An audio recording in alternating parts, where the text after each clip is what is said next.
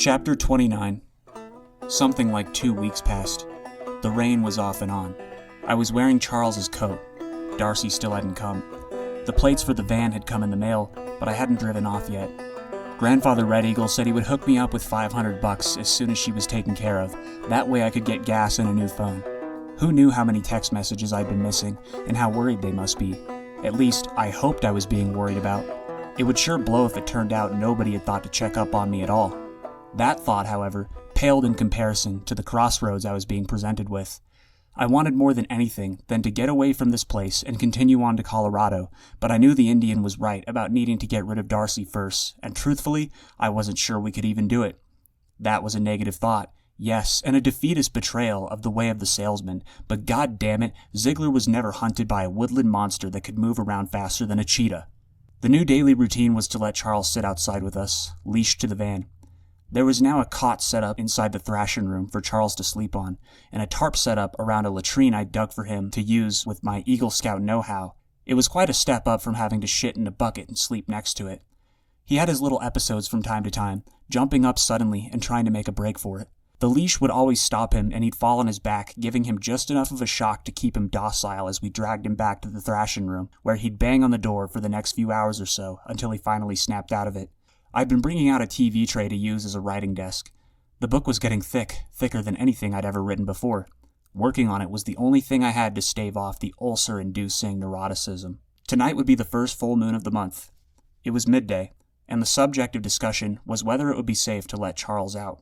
He thought he should be released, of course, arguing that once he transformed, he could just hunt the bitch down and eat her. Grandfather Red Eagle pointed out that he could do that himself just as well, and besides, what if she couldn't be found? Judging by how she was able to sneak around without either of them feeling her vibration or smelling her, she must have had some way of cloaking her presence.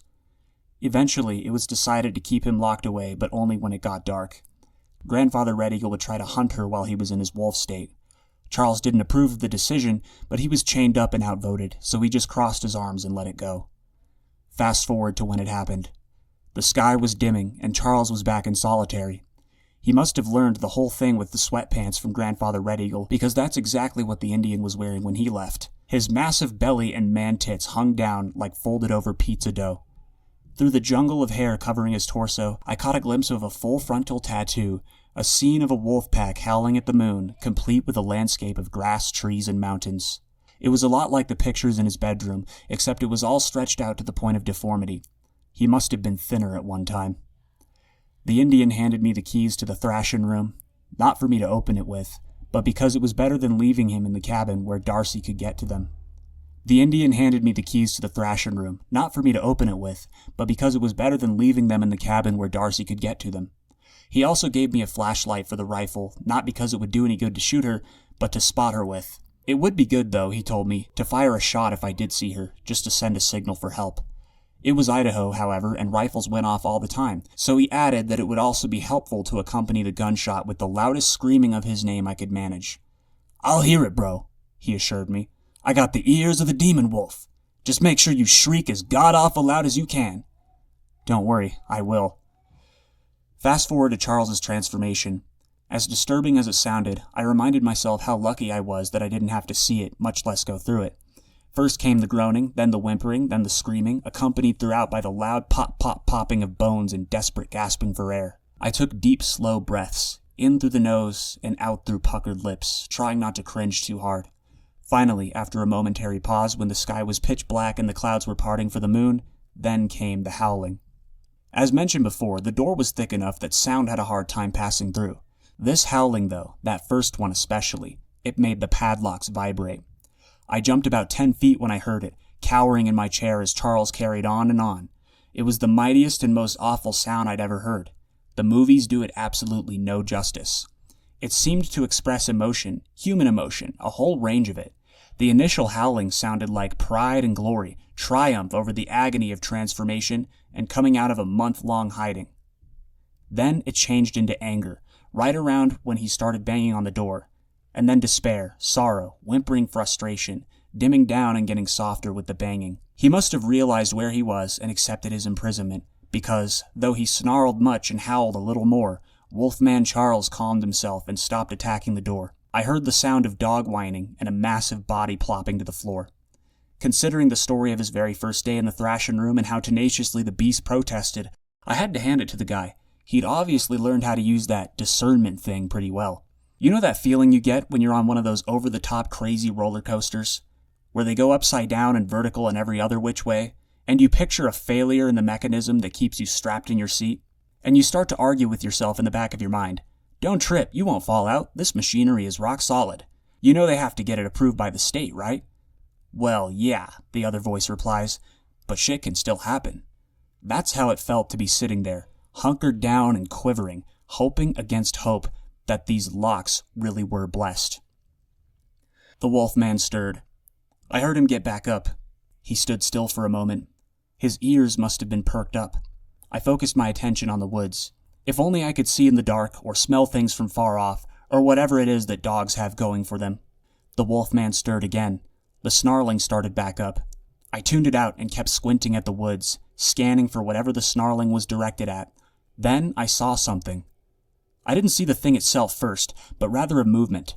Something darted to the left and forward from one bush to another. I snatched up the rifle and turned on the flashlight. It was quite a beam. I had eyes on anything it pointed at. It was small, though. I scanned with the rifle, trying to find where the thing had run to. Then I spotted something. The beast continued to foam at whatever it smelled at a steady rate. It was a disturbing thing to have going on just a few yards behind me, but I forgot all about it when my scope landed on a set of glowing white eyes shining through the bush they were hiding behind.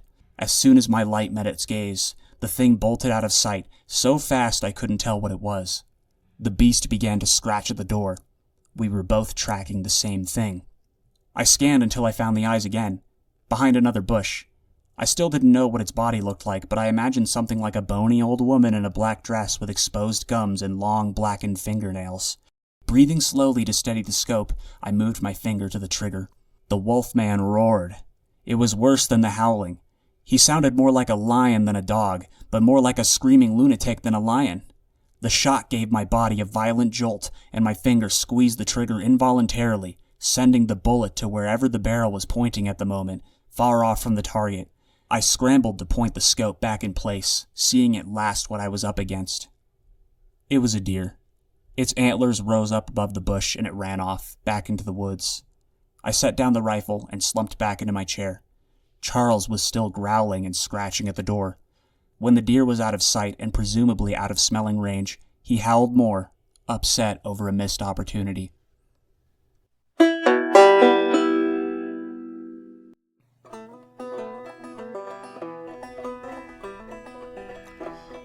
Chapter 30. Night 2 of the full moon began the same way as night 1. I'd slept from around 7 to 4:30, waking up just in time to get back to my post. Charles was back inside the thrashing room by the time I'd eaten and stepped outside. Grandfather Red Eagle had himself a good laugh when I told him about the deer. Once again, I was left by myself with the rifle. Nothing happened the whole night except for Charles transforming and attacking the door. Fast forward to night 3 when the party started. Everything was business as usual, Charles making loud noises and me sitting there listening to it. It was going on longer than the first 2 nights, a whole 2 hours probably, and I was concerned. Had he suddenly lost all that will to resist overnight? It didn't add up. Something had to be off. I clutched the rifle and held it close.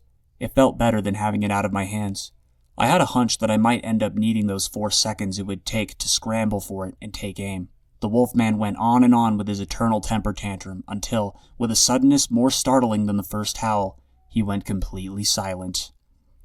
I straightened up in my seat and froze, straining to hear what the Wolfman was up to now.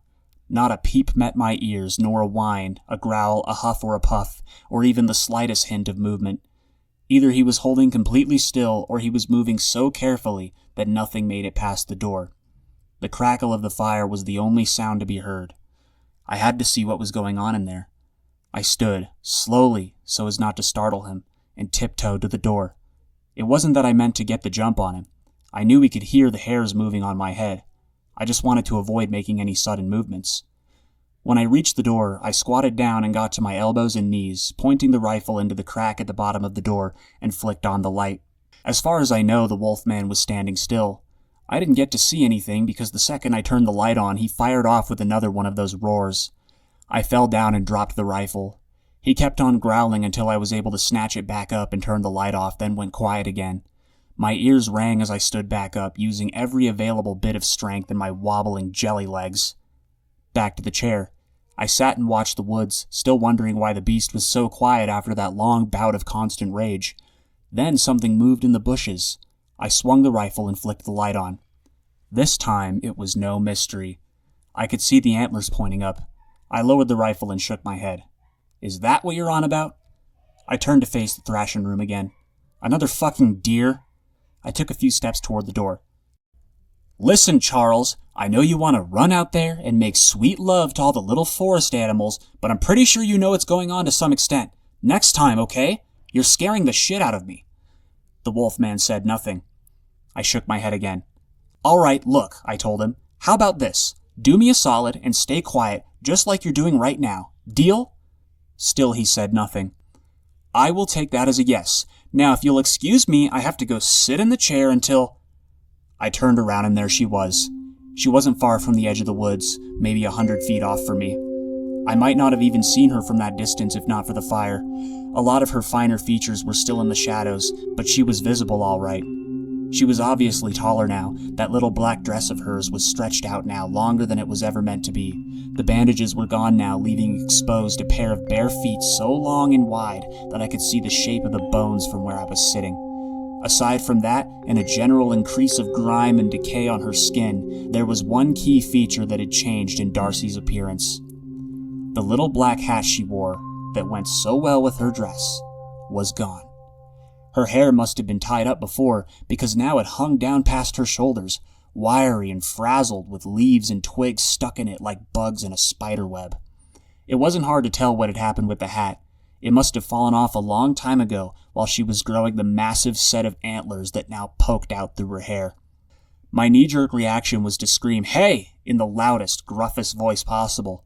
She must have known it was a bluff, because she started creeping towards me. I pointed the rifle at her. The beam of light gave me a clear view of her face, skin so tight I could see exactly what her skull looked like, smiling inhumanly wide with 2 rows of long fangs instead of the teeth she had before, but still black and rotten, and the angry eyes, only this time exposed and bulging.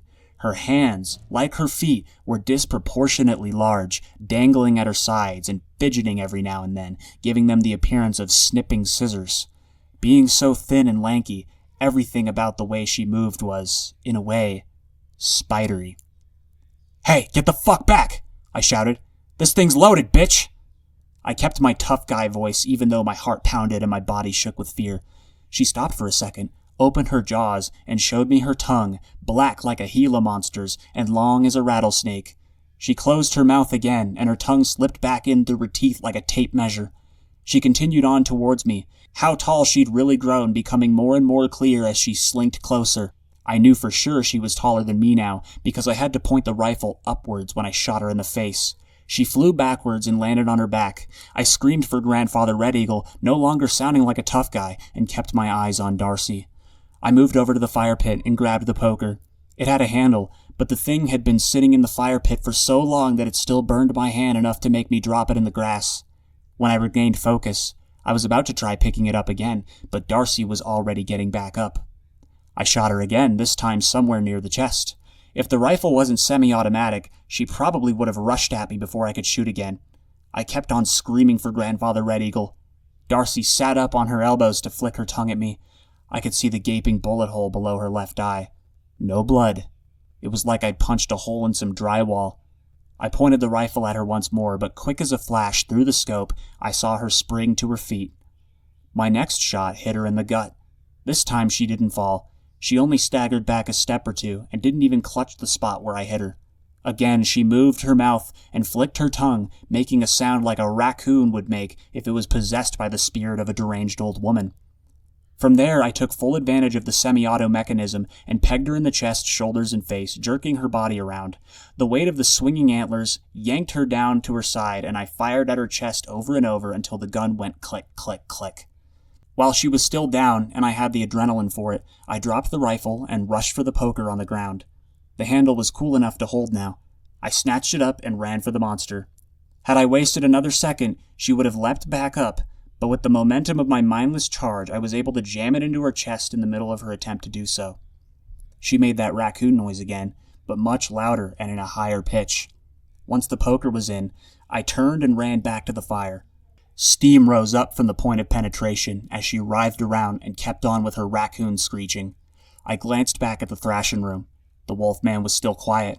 I looked back at Darcy, the only one doing any thrashing now, waving her tongue every which way in a panic.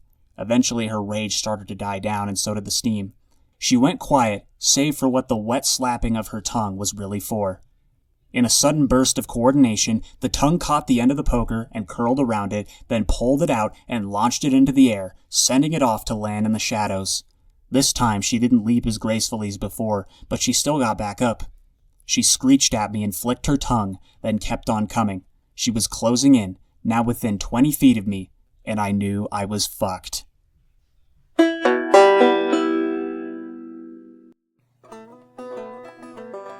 Chapter 31. Not so fast. Just as I'd accepted what was coming to me, standing still with tears streaming down my face, Darcy running at me with her hateful eyes laser burning into my soul, a thunderous crash came from behind and above. I only got a short glimpse of Grandfather Red Eagle while he was up there. All I saw before he made a bound off the cabin roof was a mass of black fur and 2 sets of claws, not as long as Darcy's, but a lot heftier. He sailed over my head and sent a breeze through my hair. I got to see the ass end of his torn sweatpants as he landed on the Wendigo. Grandfather Red Eagle picked her up by the waist in his teeth and carried her off towards the woods. He stood on his hind legs for a moment, and he snatched her off the ground, showing off the human arm-like quality of his front ones. Once he had his prey securely in his jaws, he dropped down to all fours and looked more like a regular wolf as he ran, just a whole lot bigger. Before he could make it to the edge of the woods, Darcy jabbed her own teeth into his midsection, and he dropped her with a pained roar. He sounded like Charles, but gruffer, older. The fight started once they were both standing upright. I wiped the tears from my eyes and watched. I could tell what the Wolfman's strategy was. Get a bite in here and crush a bone there. But I could also tell the Wendigo could recognize it just as well, doing a lot of strafing around and swiping with her own claws. She was able to land a couple of bites herself, when she would catch him by the arms with her tongue. My heart began to sink. She was too quick and nimble. She was getting all the licks. She was going for an arm with her tongue to get another bite when the Wolfman smacked her in the face with his other arm and sent her flying, much farther than my bullets could send her. She landed on her back, and he turned around and howled in my direction. "What do you want me to do?" I shouted back. Then came another howl, this time from behind me. Darcy pounced on Grandfather Red Eagle, and I realized what I had to do. Charles was back to snarling and scratching on the door. I patted myself down until I found the keys. I knew as I was opening the locks that I had no idea how this was about to turn out, letting out an angry, unchained werewolf that might have still been under Darcy's spell. I had nowhere to run if it went south on me, but it was either that or the tongue. I unlocked the last lock, whispered, "Open sesame," and backed up as soon as the door was open. The Wolfman bolted from his cage and stopped to look at me. He looked a lot like Grandfather Red Eagle, but a little smaller and slimmer, with brown instead of black fur. He didn't have any sweatpants on. He must have decided to freeball it. He had the same arm-like front legs, which he lightly walked on, as he stepped closer to me, and I stepped backwards. Charles? You in there, buddy?" The Wolfman bared his teeth and snarled. Chunks of spit flew from his mouth, and the look in his eyes told me that he was just a little bit upset with me. "Good boy." I held my hand out. "No biting, okay?" He growled louder and kept coming. I stopped moving backwards and kept my hand out. He didn't stop until he was only inches away. The growling intensified, and his teeth were so close to my hand I could feel the heat of his breath escaping through them. He started to sniff, probably evaluating how good I would taste. Then the growling stopped. The Wolfman closed his mouth. In my boldest move yet, I moved my hand, making sure to keep it in his view, down to the area right underneath his jaw. I once knew a professional dog trainer who told me that if you let a dog sniff your hand and give him a good scratching under there, you'll immediately become his friend. I'm happy to report that he was telling the truth, and my hand is still intact. "Good boy, Charles!" I pointed to Grandfather Red Eagle, who was getting his giant furry ass handed to him by Darcy. "Over there," I said. "Go fuck that bitch up." Charles puffed the air through his nose and kept staring at me. I swung my arm again to point at them. "Go! Sick 'em!" Charles didn't move. "Oh, Jesus H. Christ!" I had to think for a moment before I came up with my next idea. "All right, you see this?" I put my thumb between my middle and index finger and showed it to him. He perked up. "You want it?" I asked him. "Well then, go fucking get it!" I pretended to throw my thumb in that direction. By the time he was near the fight, he forgot all about it. Darcy was no slouch, but she was already on the defensive with one wolfman, let alone two of them. On top of that, Charles was a lot quicker on his feet, or paws, than Grandfather Red Eagle. She couldn't look in two directions at once, but she sure could get mauled from two directions at once. It wasn't long before they were ripping her limb from limb. As with the gunshot wounds, there was no blood, just cracking bones and skin that was just as dry as the bones, cracking right along with them. Even as they did this, she kept on trying to fight them until she was nothing but a wriggling torso with antlers, with two hungry wolves digging into her, ripping out chunks and spitting them out when they realized there wasn't any living meat to be had.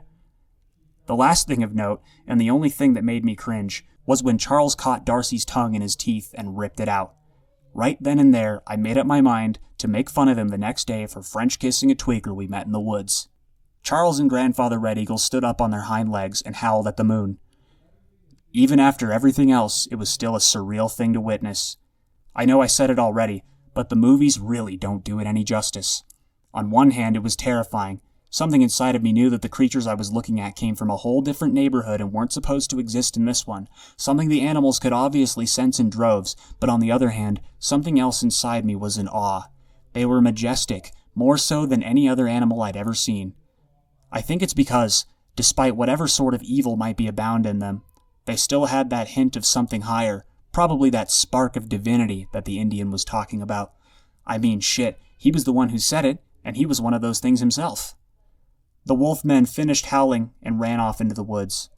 Everything was quiet again. There was still just one thing left to do. Those antlers were still moving. I glanced at the fire. It was dead now, but the coals were still red and the knife was still sitting in them. I was careful to only give the handle a slight touch, but it was only lukewarm. I didn't know much about designing knives, but whoever made that thing deserves a Nobel Prize. I began to hear Darcy's failed attempts at choking out her raccoon noises as I passed by the torn-up pieces of her limbs on the ground. I didn't see any blood when I glanced down at them, but the closer I got to the part of her that still kicked around, the more I smelled the odor of death that I smelled from that little campsite in the woods. It must have slipped past me earlier through my adrenaline. There she lay, writhing around at my feet. What was left of her dress lay flat where she used to have legs. She kept trying to jerk herself up, angry eyes locked on me and never blinking. Every attempt to lunge at me was punctuated with a snap of her jaws before she thudded back on the ground. Massive bites had been taken out of her body, exposing her bones, and just a little glimpse of what sat inside of her underneath them. The only thing I could see through the largest hole was part of a human hand. It was wedged up against her ribcage, so I could only assume that it was just one piece of a whole collection of things stuffed inside where she ought to have had organs. I spoke. "You know, you could have at least tried to buck them with your antlers." Darcy didn't seem to understand what I was saying.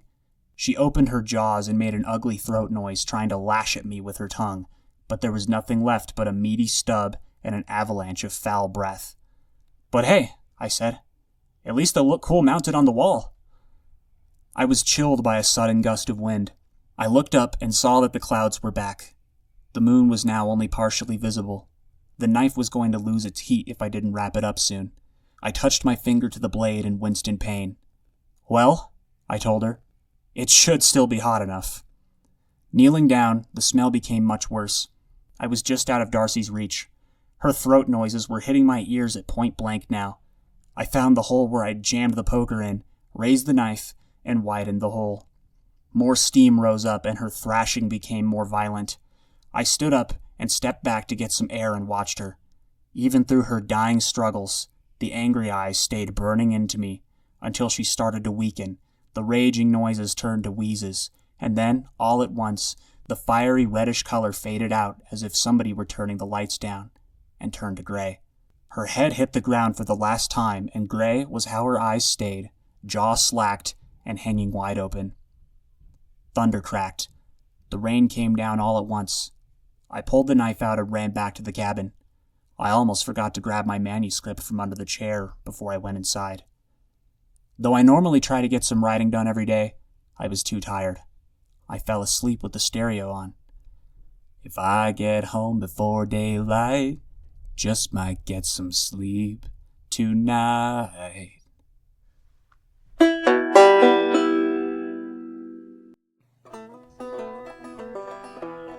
Chapter 32.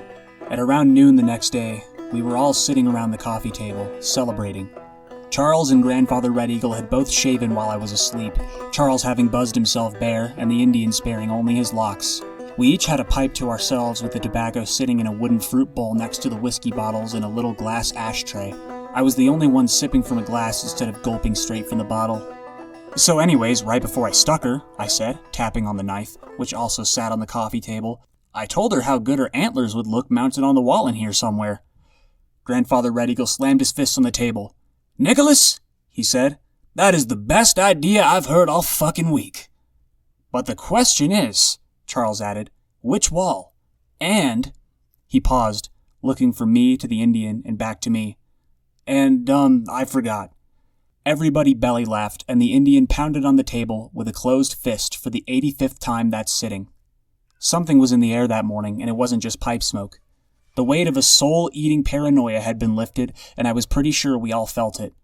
I sure could. That much was certain. And it was like I could jump as high as the ceiling now, or maybe the roof, like Grandfather Red Eagle had. "Shit, man," I said, pouring my third glass. "I'm getting all emotional now." "What are you talking about?" said Charles. "You haven't even had a real drink yet." "I know. It's just that, well, after all this stressing and worrying about getting to Colorado and everything, I kinda don't even want to leave now, you know?" The Indian's next words caught me off guard. "Well, I mean, it's not like you have to go, Nicholas." "Well, I mean, I'm trying to start a career and everything, and, well, I just can't, he pressed. "Can't just what?" "Well, I can't just be sitting in one spot, you know. I have the opportunity to get out there and make something of myself. I have the talents and the traits for the business. I'd be doing myself a real disservice if I blew this off. I never meant to be up here anyways, you know, and—" "Talents and traits, huh?" There was a beat of silence after he said this. "Well, yeah. When I first got recruited over in Washington, I was getting good at it already just from a week and a half or so of doing it. They told me I was going to go far in the business, and I was excited to be traveling everywhere and seeing all the different states and just living life and building skills so I can make a decent living. There's nothing for me back home. I got to get out and go far. I have to get on that job." I sighed and reloaded my pipe. Grandfather Red Eagle spoke again as I began to smoke the fresh bowl. "You're talking about going far," he said, "and building skills and whatnot, like you ain't been doing it already. And as for the talents and traits, well, shit, bro, I gotta make a confession here. I took a peek at your book once or twice there, and let me tell you, I believe the Great Spirit has a destiny laid out for you." I sighed again and gulped down the rest of my whiskey. "Look," I said, "I appreciate the kind words, really I do. But the way I look at it is, I'm broke, and I have nothing to lose. It might not work out, but, you know, it might also be a gold mine. I gotta give it a shot." "I get you, bro," said the Indian. "I just think that was some important shit for you to hear." He stood up. "I'm gonna let some air in here and throw that ash out." He took the little ashtray we'd been emptying our pipes into. "But just one more thing, Nicholas. The Great Spirit put us all on this earth for different reasons, and I believe with all my heart and soul that we have to find that reason and live it out.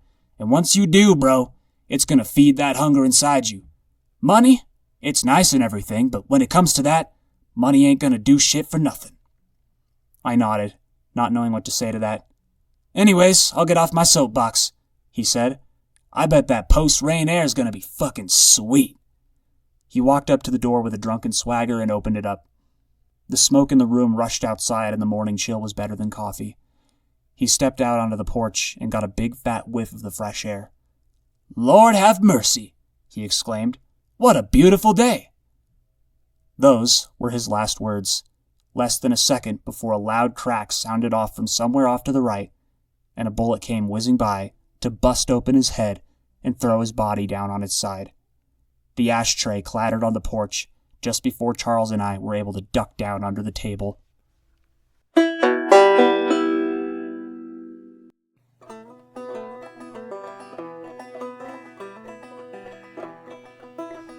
Chapter 33. "Stay the fuck down," Charles whispered. I nodded. "I can hear them," he said. "Just stay here and I'll handle it." I nodded again. It wasn't long before I could hear them too. Something came rumbling through the woods from the direction of the shot, and I could see another one of those white vans pull up from under the coffee table. It stopped in front of the cabin, and 5 or 6 of the suits piled out, the one coming from the passenger side with a rolled-down window holding a smoking rifle. The rest drew pistols, save for one, who held a bullhorn.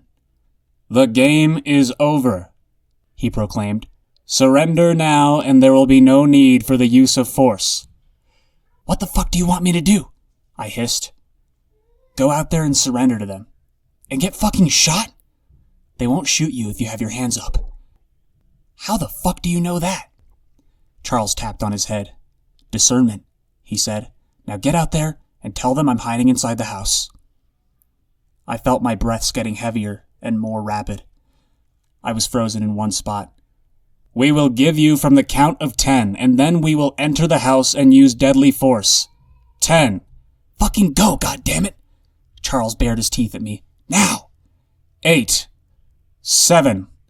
I closed my eyes. Here goes nothing.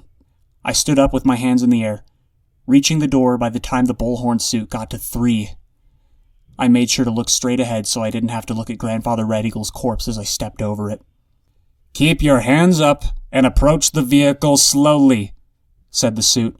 "Do not lower your hands or make any sudden movements." The buzzing got stronger as I came down the steps. 2 was bad enough, but this many? Counting 6 of them was all my brain could manage before I was consumed by the prickly vibration and grinding my teeth. They were zip-tying me and forcing me to my knees before I knew it. One of them knelt down and got on my face. "We know you have an associate," he said. "Where is he?" "He's in the cabin," I whined. The pressure of all of them standing right there next to me was close to unbearable. "Where in the cabin?" demanded the suit. "I don't know. He wouldn't come out." My body started to go limp and I was losing focus. 2 of the suits held me up by the shoulders while the rest of them ran inside. The suspense lasted an eternity. I could have sworn that my whole body was about to implode from under the pressure that wafted from the suits gripping my arms. It seemed like nothing was happening inside. I didn't hear any gunshots or struggling like you'd expect. My brain tried to play out possible scenarios of how this could all end, but the torment kept all cognitive functions essentially docile. Once it finally gave up on that, the new task was to prepare for the worst possible outcome, whatever it was. My vision began to fade. A dark red vignette crept in at the borders, and everything started to throb with a dark blur. My heart was a chugging freight train, probably about to burst, when 2 cracks sounded off from above. I fell on my face. I regained my sense of reality and noticed that the 2 suits were laying on the ground right there with me. With a second glance, I noticed the green blood oozing from their bald heads. A thump came from ahead, and I looked up to see Charles land on the ground with a smoking gun in hand. He trekked over towards me with a swagger that would impress John Wayne while I laid there and watched. I wondered what he was doing when he walked around behind me, but at the moment I couldn't remember how to speak, even with the buzzing gone. He grabbed my wrists and stretched out the zip ties, biting them apart with a cringe-inducing crunch, and my arms were free. Charles helped me up and held me steady until I could walk by myself again. I was silent, barely aware of my surroundings. Charles walked me into the cabin, stepping over Grandfather Red Eagle's face-down body on the porch, past the face-up bodies of the suits that were strewn about with green gashes in their necks, and into the bathroom, where I was fully awakened by the splash of cold sink water in my face. "Want to help me clean this shit up?" Yeah, sure." It was dark when we finished digging a giant hole in the woods and dragged all the suits into it, and by the time it was filled back in with forest dirt, the waning gibbous shone loud and proud in the sky. Grandfather Red Eagle's funeral was much more honorable. He was cremated, not buried, mainly because we were already beyond exhausted from burying all the suits. The only digging we did for him was to make a little field of dirt in the grass. Although the field was in the front yard just a short ways off from the porch, Carrying his body over to it was the biggest chore of all. Good Lord, what a fat bastard. We went looking for gasoline, but all we found was a stash of lighter fluid cans under his bed. We took the bedsheet and emptied most of the cans onto it, then draped it over the body. We stood there quietly, Charles holding a lighter. "Well?" I said. "Ready to rock and roll?" Charles hesitated, then replied, "No. Something's missing." "Missing?" "Yeah. Go grab those chairs from the back." I went to grab them without a word, and when I got back, Charles was standing with the entire remainder of the beer and tobacco stashed at his feet. Now there were chairs behind us, but still we stood. It was time to rock and roll. Charles pulled out his lighter again and paused. He sighed and said, "You know, it's pretty fucking rare to have anybody to trust, but, He sighed again and stared at the lighter. "This guy right here? Fucking rarest of them all." "Amen." It took him a few tries, but Charles got the fire going. He pulled the pistol from his pants and emptied the clip into the air. "So you take that one from the suits, or what?" "Yup. Actually, now that I think about it, I forgot to wash that knife." "Where'd you leave it?" I forgot. It's laying around somewhere. If you accidentally step on a knife covered in green slime, you found it." It was well into the morning by the time the cremation was over. The last chore was shoveling up the ashes and spreading them across the grass.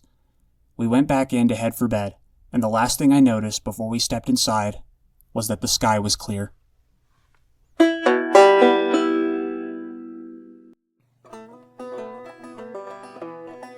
Chapter 34. I woke up to the sound of metal striking metal outside. I stood to see Charles through the window from the backside, wailing on something with a hammer. "What you doing, man?" I squinted my eyes as I walked down the porch steps. The sun was bright, I was a little hungover, and I had most definitely slept late. "Getting this box open," he called back without turning to look at me. "I'm pretty sure it's got something I need in it." I came over to see the box he was smashing away at, particularly on the built-in combination lock. "What's in it?" I asked. "Can't say for sure," he said, continuing to strike at it. "But if it's locked, I'm sure it's going to be something good." He kept on banging while I stood over him and watched. Eventually it started to come loose, at which point Charles turned the hammer around and pried open the lid with the wedge end. Finally, something snapped, and it exploded open. "Oh, hell yes!" he cried, seeing the goodies he was hoping for. A stack of Jacksons, Grants, and Franklins. "Where'd you find that?" "Under his bed. Here." He sifted through the stash and gathered up some hundreds, handing them to me. "That's for you," he said. He was going to give it to you anyways. I counted it up, then pocketed $1,200. Charles closed the box and sat, catching his breath. I sat down with him. "I talked to my girlfriend on the phone while you were sleeping." "She's still your girlfriend?" "Yeah. Soon she'll be my wife." "No shit?" "Yeah, we talked about it. She'll be 18 soon, and I told her I got hold of a nice little cabin in Idaho for us." "Well, shit, man, hell yeah. What's good with the baby?" "It's a girl. Due just a little while after her mom's birthday." "Well, alrighty then. Guess you have a daughter on your hands." "Guess so." Charles sighed and looked up at the sky for a moment, then back at me. "You gonna stay here?" "Oh, no way. I got a van with my name on the paperwork. I'm out of this bitch. First thing I'm getting is insurance, then a phone, then I'm off to Colorado where the milk and honey flows." "Well, all right. But you got a place to stay if you ever need it. I'll write my number down for you. Muchos gracias, amigo. Just make sure you finish that book, and make me look badass." "I think that'll come naturally. You got a name for the princess yet?" "No, I'm, more concerned about other things, honestly." "Like what?" "Like, is she gonna be, like me?" There was a short pause while I contemplated my response. I grabbed him by the shoulder and said, "I sure fucking hope so." Charles nodded and stared at the ground, thinking. "She won't be born in a hospital," he said. "I'm gonna have the tribe handle it. If she is like me, well, I think they'll know how to handle it better than any doctor." "Hey man, doctors are quacks anyways, am I right?" Charles chuckled. "Yeah. Look man, whether she's got the gene or not, she'll need Dad more than anything else. Yeah, you're right. And if she does have it, I paused for dramatic effect. Just make sure you teach her how to howl at the moon. The end.